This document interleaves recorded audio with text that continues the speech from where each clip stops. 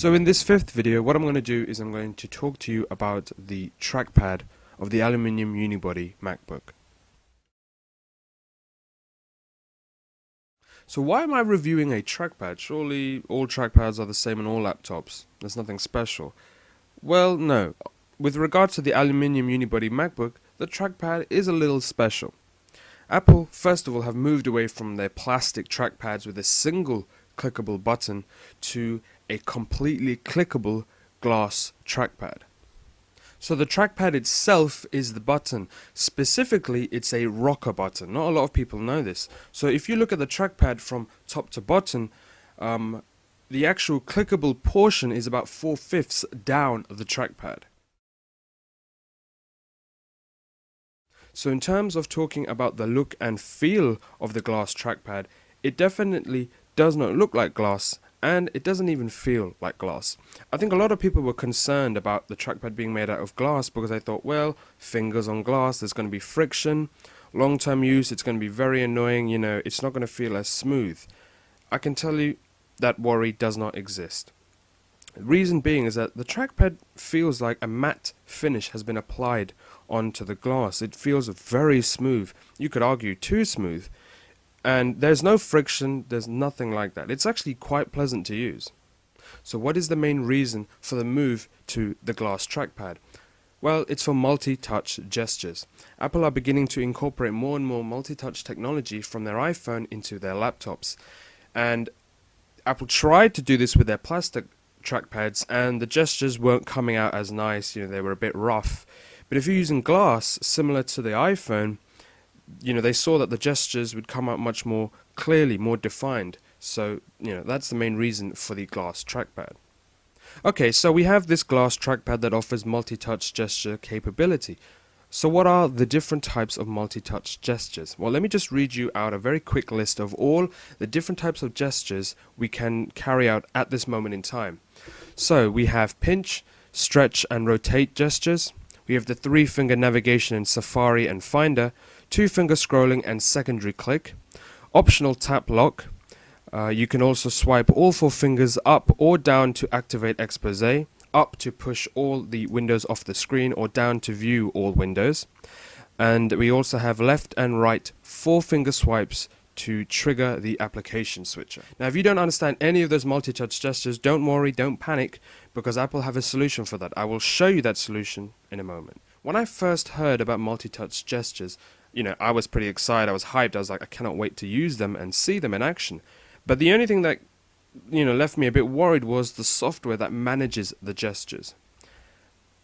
I can tell you now, it was stupid of me to worry. As usual, Apple do not fail to deliver. It is extremely easy to configure the multi-touch gestures. All you would have to do is to go to System Preferences, then under the Hardware tab, choose Trackpad. Now, once you click on Trackpad, you are presented with a very user-friendly menu that not only allows you to configure the multi-touch gestures and choose which ones you want or do not want, it also plays a video demoing each gesture. So the big list I said earlier on, the one with all the multi-touch gestures, even if you have no idea, all you would do is hover over each gesture and a video will play showing you how to use the gesture. So that's the solution. If you don't know how to use the gestures, don't worry, you don't need to go crazy, because when you configure the gestures, there's actually a video playing each gesture.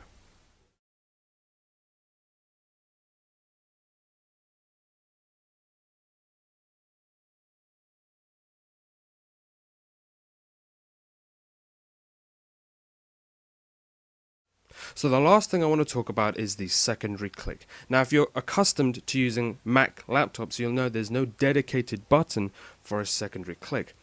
However, it seems that Apple has listened to the cries of a secondary click or a dedicated button for a secondary click, and Apple have given us an answer. Basically, if you remember, I said that the trackpad or the glass trackpad is now a clickable rocker button, and it becomes clickable 4/5 down the trackpad. So what Apple have done is they've allowed you to configure secondary click, right click on the bottom left hand corner of the trackpad or the bottom right hand corner of the trackpad. So it's up to you whether you want to choose that. So I guess that's for left hand and right hand users. So that's great. I've actually straight away, as soon as I saw that feature, I straight away set that to bottom right hand corner. So all I would do is click the bottom right hand corner and I get my secondary click. One gripe I do have with that is that sometimes I find myself clicking and clicking and clicking quite a few times because the click doesn't register. Now, whether that's me not pressing properly or it actually takes a while for it to register, I don't think it takes a while. I just think sometimes when I click, the click doesn't get registered.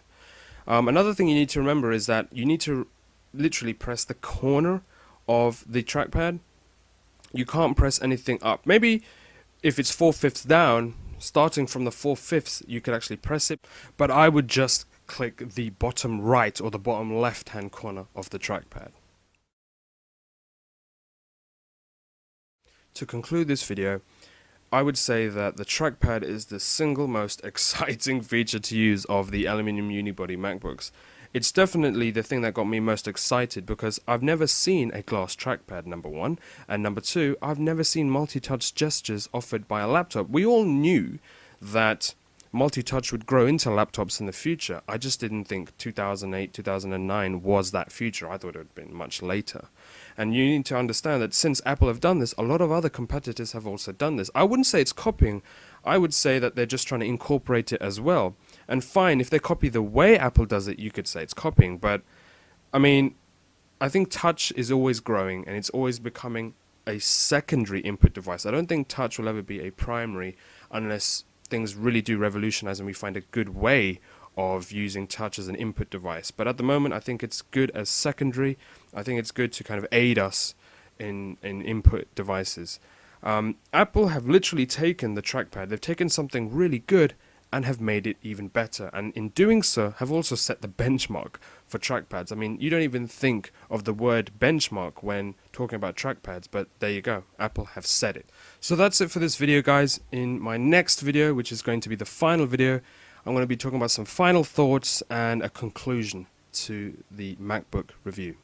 See you guys soon.